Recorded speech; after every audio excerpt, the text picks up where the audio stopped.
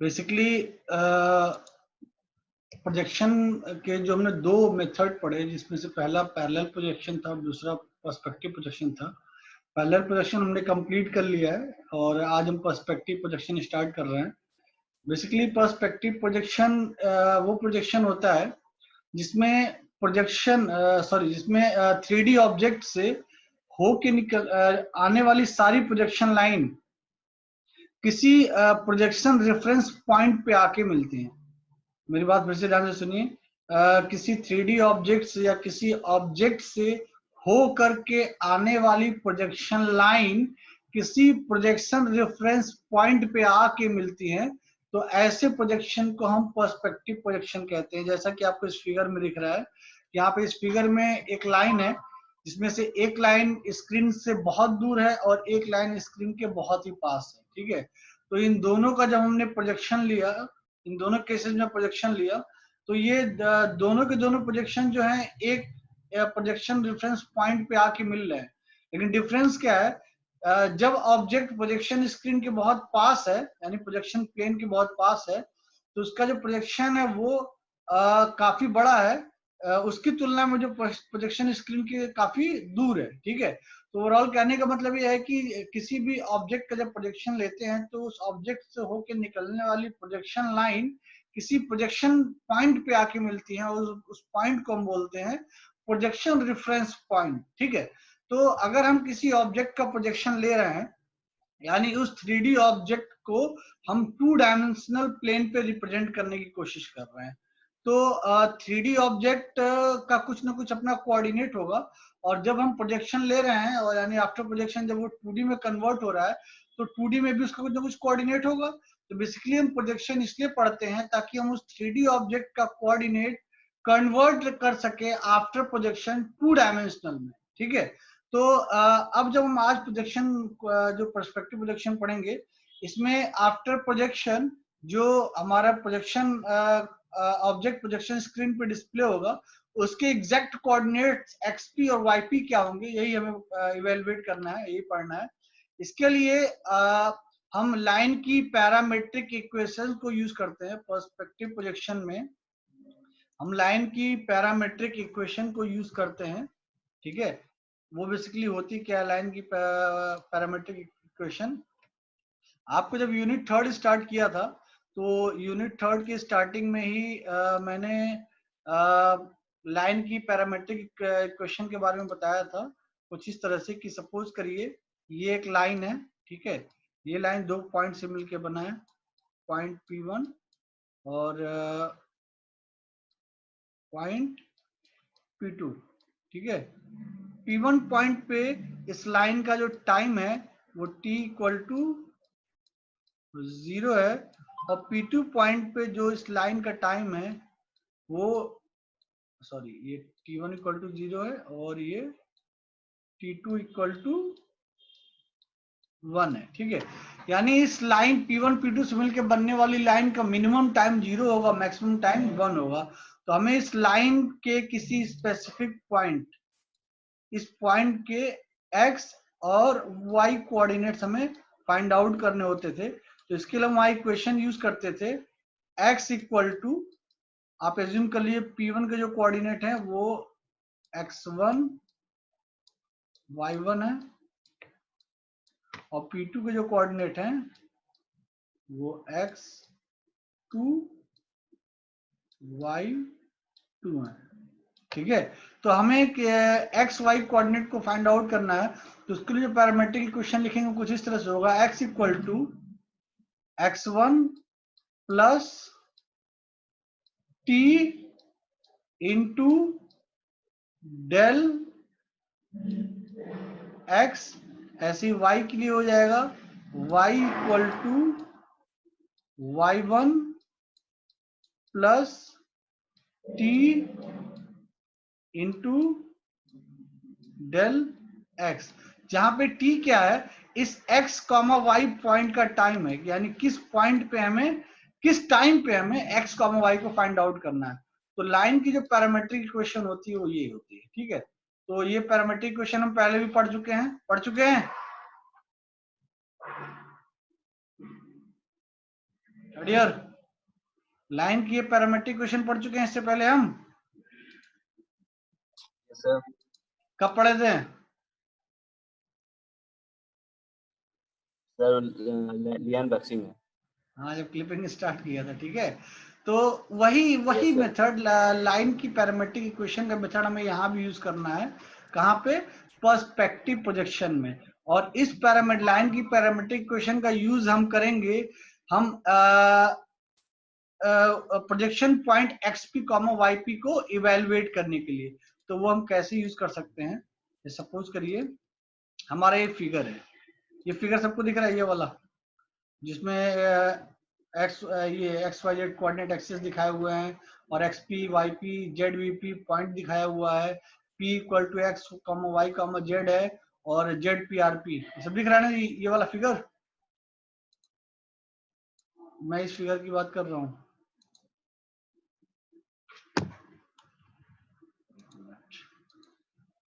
मैं इस फिगर की बात कर रहा हूँ, ये सबको दिख रहा है?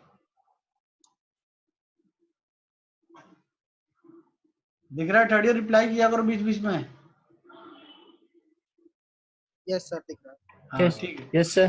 तो बेसिकली इस फिगर में बताने की कोशिश ये कर रहा है कि आपके पास एक पॉइंट है P जिसके कोऑर्डिनेट है x, y, z और ये पॉइंट किसी 3D स्पेस में एग्जिस्ट कर रहा है, 3D कोऑर्डिनेट सिस्टम में ये पॉइंट एग्जिस्ट कर रहा है और इस पॉइंट का कोऑर्डिनेट है x, y, z या यूं कह ले किसी ऑब्जेक्ट के किसी एक पॉइंट का ये कोऑर्डिनेट है, किसी 3D ऑब्जेक्ट के किसी एक पॉइंट का ये कोऑर्डिनेट है x, y, z जिसको हम पॉइंट P से यहाँ पे रिप्रेजेंट कर रहे हैं, पॉइंट P से यहाँ पे हम रिप्रेजेंट कर रहे हैं, ठीक है। तो हमें इस पॉइंट P का जो प्रोजेक्शन लेना है वो प्रोजेक्शन हम इस प्रोजेक्शन लाइन पे लेंगे। देखिए मैं एक रेड लाइन ड्रॉ कर रहा हूं, ये रेड लाइन हमारी प्रोजेक्शन स्क्रीन है या यूं कह ले प्रोजेक्शन प्लेन है, ठीक है, ठीक है ना? Yes sir. तो जब हम इस पॉइंट P और एक चीज और चीज ध्यान में रखने की जरूरत है, जब भी हम पर्सपेक्टिव प्रोजेक्शन यूज करते हैं तो हमें एक प्रोजेक्शन रेफरेंस पॉइंट यूज करना होता है। तो यहाँ पे देखिए प्रोजेक्शन रेफरेंस पॉइंट है, कहने का मतलब ये है इस ऑब्जेक्ट के पॉइंट P से चलने वाली प्रोजेक्शन लाइन हर हाल में इस ZPRP लाइन पे आके मिलेगी। इस पॉइंट P से होके चलने वाली प्रोजेक्शन लाइन हर अवस्था में इस ZPRP पे आके मीट करेगी, इस पे आके मिलेगी।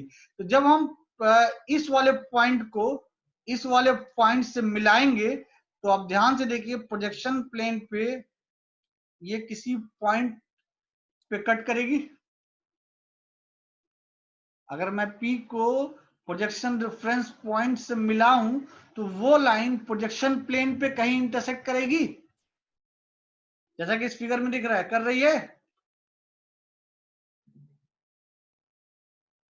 यस। हाँ कर रही है, ठीक है। तो हमें क्या करना है, जिस पॉइंट पे इंटरसेक्ट कर रही है उस पॉइंट के कोऑर्डिनेट फाइंड आउट करने। उसके कोऑर्डिनेट क्या है देखिए, अब ध्यान से आपको स्क्रीन पे दिख रहा होगा, एक्सपी लिखा हुआ है, वाईपी कॉमा जेड पी भी कह सकते हैं लेकिन उसको जेड पी ना करके जेड वीपी कह रहे हैं, ठीक है, इसको हम जेड वीपी कह रहे हैं, ठीक है। व्यू प्लेन कह रहे हैं जिसपे हम ऑब्जेक्ट को डिस्प्ले करा रहे हैं, व्यू प्लेन है, ठीक है, जेड वीपी। अब एक चीज यहां ध्यान दीजिए, मैं आपसे एक सवाल पूछ रहा हूं, इसका जवाब आप दीजिएगा। जैसे सपोज करिए मैंने एक ग्रीन लाइन ड्रॉ की बिल्कुल स्ट्रेट, सपोज करिए बिल्कुल स्ट्रेट लाइन है जो जेड एक्सिस के पैरेलल है। तो यहाँ पे एक पॉइंट है, सपोज करिए ये एक पॉइंट है, इस पॉइंट को कोऑर्डिनेट मान लीजिए 1,1,6 है, ठीक है। फिर हमने एक और पॉइंट यहाँ पे लिया, इस पॉइंट का कोऑर्डिनेट 1,1,8 है, ठीक है। फिर यहाँ हमने एक पॉइंट लिया जिसकी कोऑर्डिनेट्स हैं 1,1,12। ये 3 पॉइंट के कोऑर्डिनेट्स मैंने लिख दिए, सभी समझ पा रहे हैं? Third year Yes. आप इन तीनों पॉइंट के कोऑर्डिनेट्स की वैल्यू को अगर ध्यान से देखें तो इन तीनों पॉइंट में x और y की वैल्यू सेम है Yes, sir. और z की वैल्यू अलग अलग है। एक पहले वाला पॉइंट में z की वैल्यू 6 है, दूसरे वाले में 8 है, तीसरे वाले में 12 है। ये दिख रहा है सबको? Yes, sir. और ये सबको समझ में भी आ रहा है ना x y की वैल्यू सेम क्यों है और z की वैल्यू अलग अलग क्यों है? सब लोग एग्री कर रहे हैं ना मेरी बात से? ठीक है, तो कहने का मतलब ये है किसी हम x, सपोज करिए हमारा एक्स वाई प्लेन है, उस एक्स वाई प्लेन को अगर हम जेड एक्सिस पे मूव कराते जाएं तो हमारे x और y की कोऑर्डिनेट्स नहीं चेंज होंगे। उस प्लेन पे एग्जिस्टिंग जितने भी पॉइंट्स हैं, एक्स वाई प्लेन पे जितने भी पॉइंट्स हैं, उस एक्स वाई प्लेन का हर X Y coordinate as it is रहेगा, बस उसका जेड कोऑर्डिनेट चेंज होगा अगर हम उसको जेड एक्सिस पे मूव करा रहे हैं तो। मेरी इस बात से सभी लोग सहमत हैं?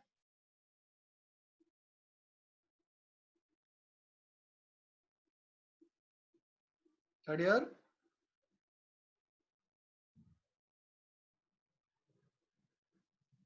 थर्ड ईयर कहाँ चले गए यार तुम लोग? मेरी इस बात से सभी लोग सहमत हैं? हाँ, तो बेसिकली हमें यहाँ इसी कॉन्सेप्ट को यूज करना है। और यहाँ पे जब हम इस प्रोजेक्शन लाइन को अगर ध्यान से देखें, जिसका स्टार्टिंग पॉइंट P है और जिसका एंड पॉइंट ये ZPRP है, तो अगर स्टार्टिंग पॉइंट P है तो स्टार्टिंग पॉइंट P पे टाइम क्या होगा? T1 इक्वल टू क्या होगा?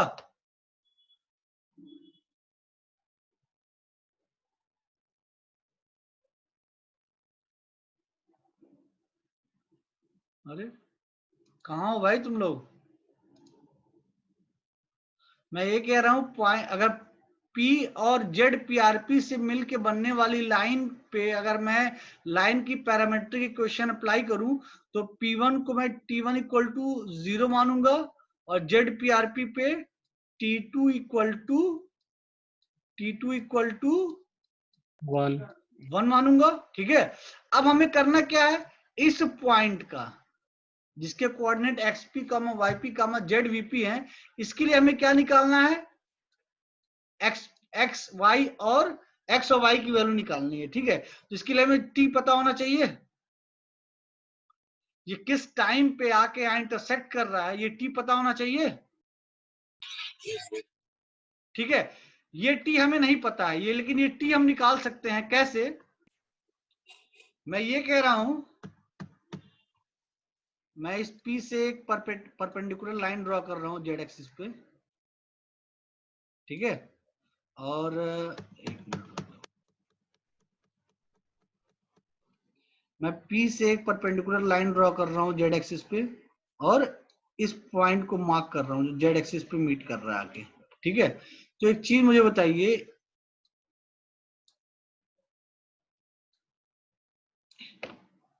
इस पॉइंट ये डिस्टेंस आप निकाल सकते हैं क्या? ये जो मैं एरो प्लॉट कर रहा हूं, ये डिस्टेंस आप निकाल सकते हैं? थर्ड ईयर, ये डिस्टेंस होगी हमारी जेड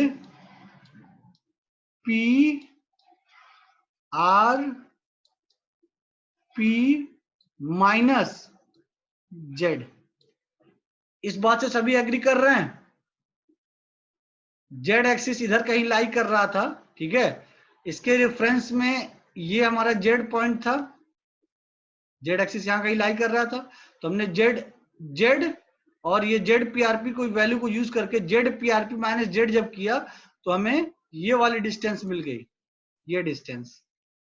ठीक है, ये डिस्टेंस हमारी जेड पीआरपी माइनस जेड हो गई। ठीक है, और ये डिस्टेंस जो है जेड पीआरपी माइनस जेड, ये यूनिट टाइम के लिए है। ये किसके लिए है? यूनिट टाइम के लिए है। ठीक, अब उसके बाद हमें क्या करना है? हमें ये वाली टाइम निकालनी है।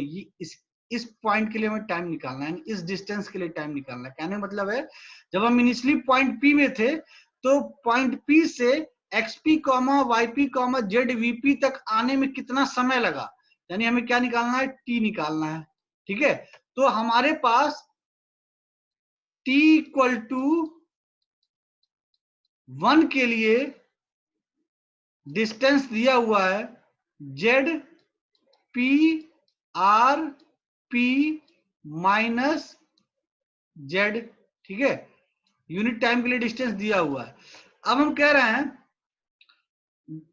डिस्टेंस ZVP माइनस Z, यानी इस वाले पॉइंट का और इस वाले पॉइंट का, ये डिस्टेंस आपको निकालना है।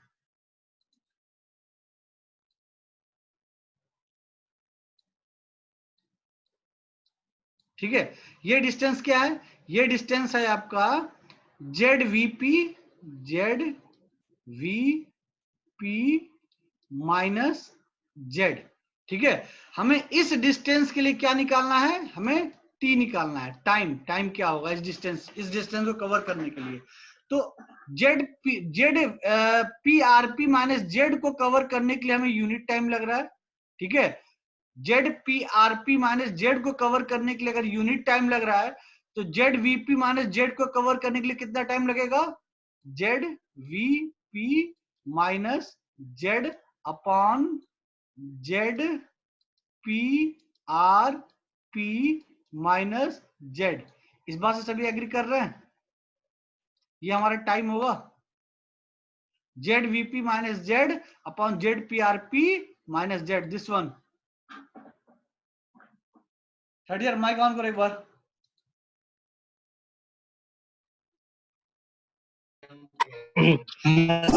ठीक है, ये सबको समझ में आ रहा है, हमने अभी किया कुछ नहीं है, हमने इस पॉइंट का बस टाइम निकाला है। इस Z, ये वाला जो पॉइंट है XV, XP, YP, ZVP, इस पॉइंट पे T की वैल्यू क्या होगी, क्योंकि P पॉइंट पे T इक्वल टू 0 है और ZPRP पे T इक्वल टू 1 है, यानी टाइम की जो सीमा है वो 0 से लेकर 1 तक है। तो इस पॉइंट XP, YP, ZV पे टाइम क्या होगा, वही T हमें निकालना है। तो वो T क्या हो जाएगा, ZVP minus Z upon ZPRP minus Z। ये सबको समझ में आ रहा है ना, ये T कैसे निकला। Yes. ठीक है, चलो अभी जो लाइन की हमने पैरामेट्रिक इक्वेशन देखी, लाइन की इस पैरामेट्रिक इक्वेशन में हमारे पास, अगर मैं इसकी बात करूं, इस फिगर की बात करूं, अगर मैं एक मिनट,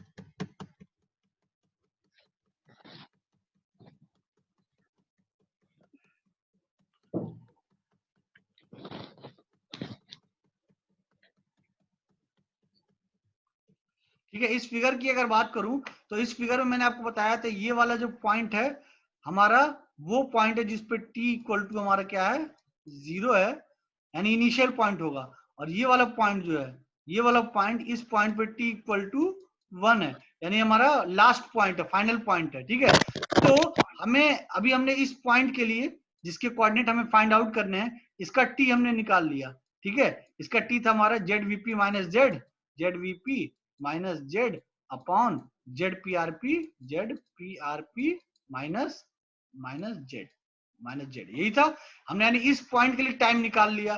इस पॉइंट का हमें टाइम पता है। ठीक है, और लाइन की पैरामीट्रिक इक्वेशन में अगर आप देखें, हमें x और y को कैलकुलेट करना है। हमें इस वाले x को, जो मैं ग्रीन से कर रहा हूं, और इस वाले y को हमें कैलकुलेट करना है। ठीक है, तो इसको कैलकुलेट करने के लिए हमारे पास क्या चाहिए, x1 चाहिए, T चाहिए, और लास्ट पॉइंट और फर्स्ट पॉइंट के x कोऑर्डिनेट का डिफरेंस चाहिए। ठीक है, ठीक है, तो हमें x1 चाहिए, T चाहिए, डेल x चाहिए। तो इस पॉइंट के अगर इस फिगर को अगर देखें तो P1 और ये ZVRP जो पॉइंट है, इन दोनों पॉइंट को यूज करके क्या हम x1 और डेल x निकाल सकते हैं, x1 और डेल x निकाल सकते हैं ना।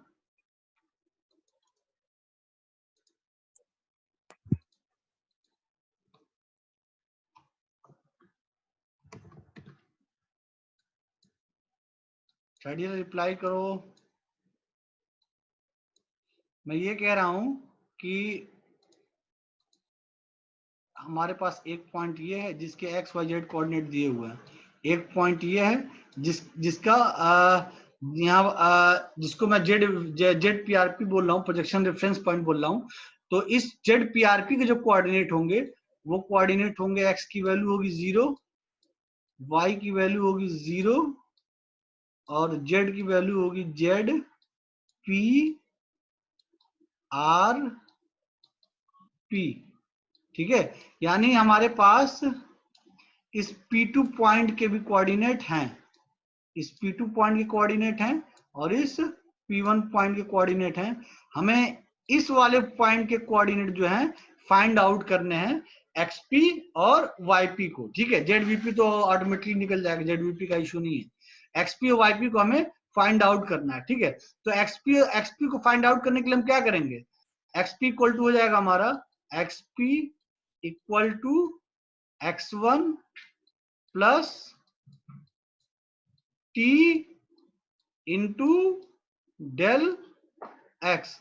डेल एक्स क्या है, डेल एक्स जो है x2 minus x1, x2 is 0 और x1 इज x, तो ये क्या हो जाएगा, डेल एक्स की जगह 0 माइनस x। ठीक है, t की वैल्यू हमने इवेलुएट की थी Z v p minus Z upon Z P RP minus Z, वो यहां लिख लेंगे, अभी मैं इसको सिर्फ t ही लिख रहा हूं। ठीक है, प्लस x1 की वैल्यू क्या है x। ठीक है, तो ये ओवरऑल हमारा क्या हो जाएगा, xp equal to xp equal to x xp equal to x, ये 0 माइनस x को माइनस tx लिख देंगे, अब माइनस tx। ठीक है, xp equal to x minus tx। तो अगर आप इक्वेशन में यहां ध्यान से देखें, यहां पे देखिए xp equal to x minus x you लिखा हुआ, यहाँ u को टाइम की तरह ट्रीट कर रहा है, यहाँ u यहाँ टाइम के लिए t ना लेके u वेरिएबल लिया हुआ है। थर्ड ईयर दिख रहा है? Yes, sir. अभी जो मैंने यहाँ आपको एक्सप्रेशन इवेलुएट करके दिखाया ये वाला, ये क्या लिखा है, xp equal to x minus tx। यहाँ पे क्या लिखा हुआ है, x डैश, जिसको हम xp मान ले रहे हैं, x dash equal to x minus x U, U है हमारा t की तरह, यहाँ t वेरिएबल टाइम को रिप्रेजेंट कर रहा है, यहाँ u जो है टाइम को रिप्रेजेंट कर रहा है, तो x माइनस एक्स यू हो गया, y dash equal to y minus जी हाँ एक्स यू लिखा है यहाँ पे, लेकिन हम u को t की तरह ट्रीट किया है मैंने, u जो है टाइम है एक तरह से। ठीक है, तो y dash equal to y minus Y U हो जाएगा, और हाँ z dash equal to z minus z2 minus z1 into t। तो Z2 क्या है, इस फिगर को अगर आप ध्यान से देखें, इस फिगर में P1 पॉइंट पे Z की वैल्यू Z1 की वैल्यू Z है और P2 पॉइंट पे Z2 की वैल्यू ZPRP है। तो डेल Z क्या होगा, ZPRP minus Z, ZPRP minus Z। तो ZPRP माइनस Z लिखेंगे, लेकिन ऊपर वाला एक्सप्रेशन देखिए निगेटिव यूज किया है, लेकिन लाइन की पैरामीट्रिक इक्वेशन में पॉजिटिव होता है, तो पॉजिटिव को निगेटिव में कन्वर्ट करने के लिए हमने इसमें से माइनस बाहर ले लिया है, तो ये हो गया Z1 की जगह हमने Z लिख दिया प्लस डेल ZT। तो डेल ZT में हमारा ZPRP माइनस Z था, तो माइनस जब बाहर लिया तो Z माइनस ZPRP हो गया। ठीक है, तो इस तरह से हमने x डैश y डैश और z डैश को इवेल्युएट कर लिया और u को हमने फाइंड आउट कर लिया है ऑलरेडी। ठीक है, तो अब u की वैल्यू अगर मैं इसमें पुट करूंगा तो x डैश y डैश और z डैश निकल जाएगा, यानी xp yp और zvp निकल जाएगा।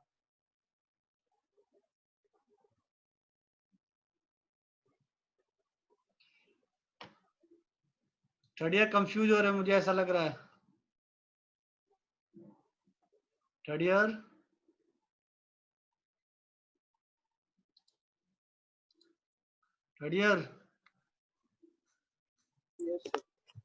नहीं समझ में आ रहा है? एक मिनट रुको, एक मिनट, ऐसे नहीं समझ में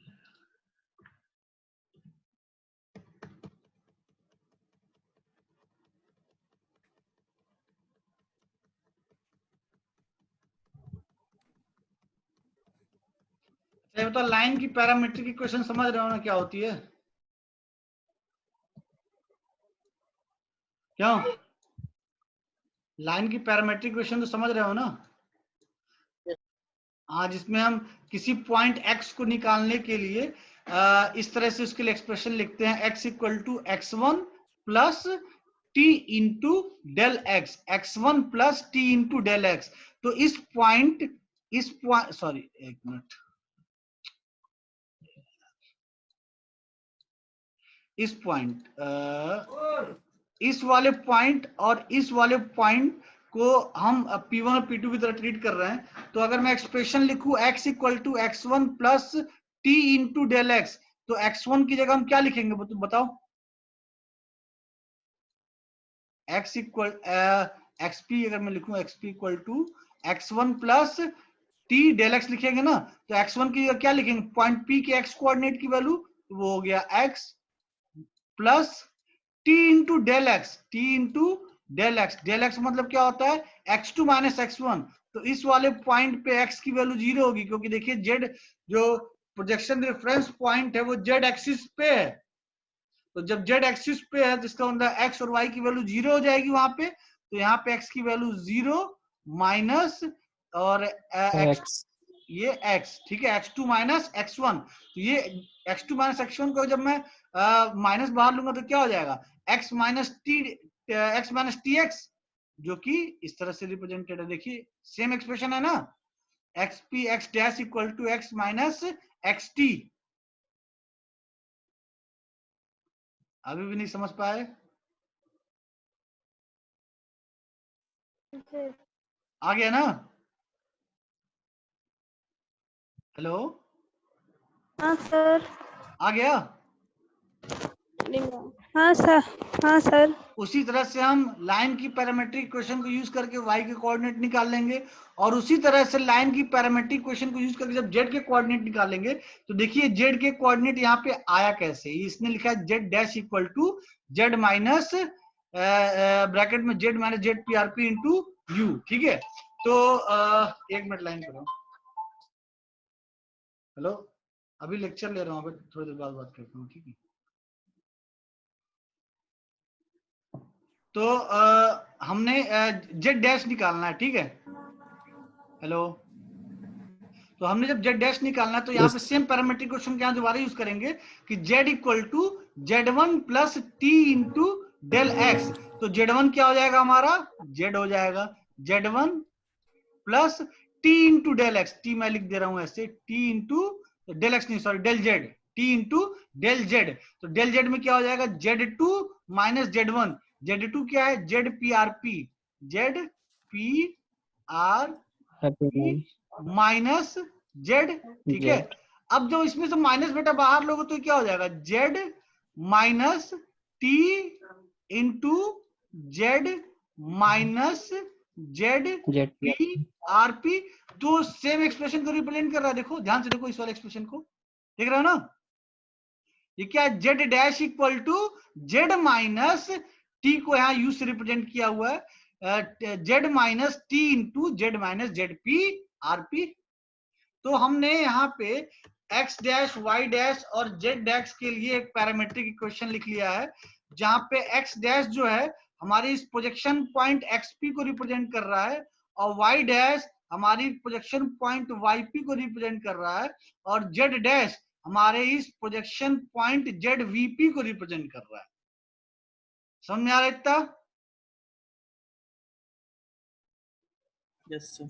ठीक। हाँ सर। अब हमने उस प्रोजेक्शन पॉइंट को कैलकुलेट करने के लिए हमने इक्वेशन बना लिया। अब हमें क्या करना है? इस इक्वेशन को कन्वर्ट करना है मैट्रिक्स फॉर्म में। ये इक्वेशन था, इस इक्वेशन में जो t है हमारा u, जिसको मैं टाइम से u को हमने टाइम से रिप्रेजेंट कर रहे हैं, उस टाइम को हमने इवेल्युएट कर लिया Z v p minus Z upon Z P R P minus Z. Attendance ले लो, 35 स्टूडेंट है इस समय मैक्सिमम, आज तक इतने कभी नहीं थे। अटेंडेंस ले लो अभी तुरंत। तो जो टाइम टी हमारा वो Z v p minus Z upon Z P R P minus Z है, ठीक है। तो अब इसी टाइम को यूज करके उस एक्सप्रेशन में टाइम को जब पुट करेंगे तो हमारा एक्सपी वाईपी जेड वीपी की वैल्यू इवेल्युएट हो जाएगी। तो यहां देखिए, जब उस एक्सप्रेशन में जब उस एक्सप्रेशन में टाइम की वैल्यू पुट किया गया इस वाले एक्सप्रेशन में, x dash equal to x minus x u, x dash equal to x minus एक मिनट,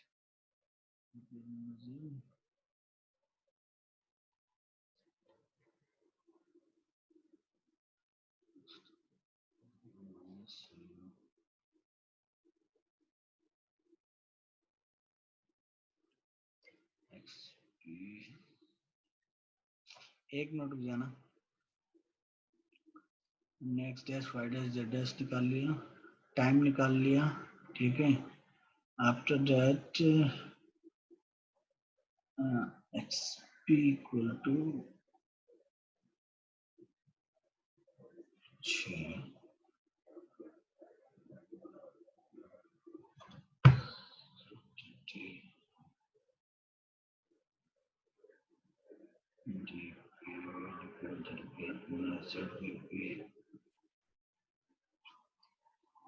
एक्सप्रेशन इसने बनाया एक्सपी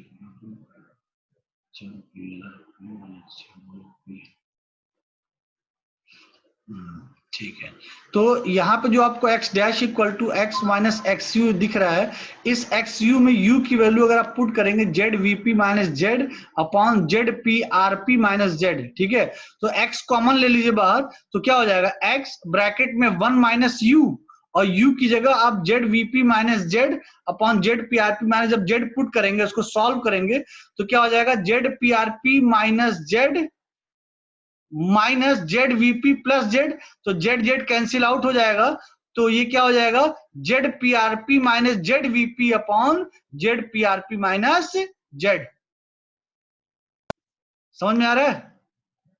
इसने जो एक्सपी इक्वल टू डायरेक्ट लिख दिया है, XP equal to X into bracket में Z P R P minus Z VP upon Z P R P minus Z, ये आपको तब मिलेगा अगर आप इसे इस क्वेश्चन को देखें, x dash equal to x minus x x x you लिखा हुआ है, यू की जगह आप ये वाली वैल्यू पुट कर दीजिए Z v p minus Z upon Z P R P minus Z.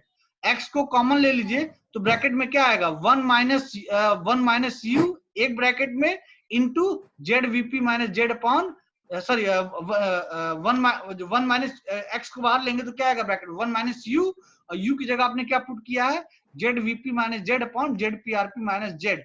तो अब आप यहाँ पे इसको सॉल्व करेंगे जब 1 minus Z v p minus Z upon Z P R P minus Z, तो ओवरऑल सॉल्व आउट होने के बाद आपको मिलेगा Z P R P minus Z VP upon Z P R P minus Z. समझ में आ रहा है ना? तो एक्सपी के लिए जो एक्सप्रेशन हो जाएगा वो ये हो जाएगा, और वाईपी के लिए जो एक्सप्रेशन हो जाएगा वो ये हो जाएगा।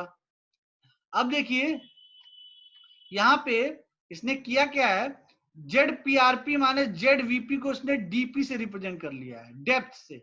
इसको डेप्थ से रिप्रेजेंट क्यों कर रहा है, अगर हम फिगर में देखें Z P R P minus Z VP, Z P R P minus Z VP का मतलब है Z P R P minus Z VP का मतलब है आपका ये वाला, एक मिनट, जेड ये जेड पी आर पी है ये वाला पॉइंट, और ये वाला पॉइंट जेड वीपी है। तो ये क्या बता रहा है कि प्रोजेक्शन प्लेन, हाँ प्रोजेक्शन प्लेन से रिफरेंस प्रोजेक्शन रेफरेंस पॉइंट की डेप्थ कितनी है, प्रोजेक्शन प्लेन से कितनी दूरी पे वो हमारा रेफरेंस पॉइंट एग्जिस्ट कर रहा है, प्रोजेक्शन रेफरेंस पॉइंट एग्जिस्ट कर रहा है।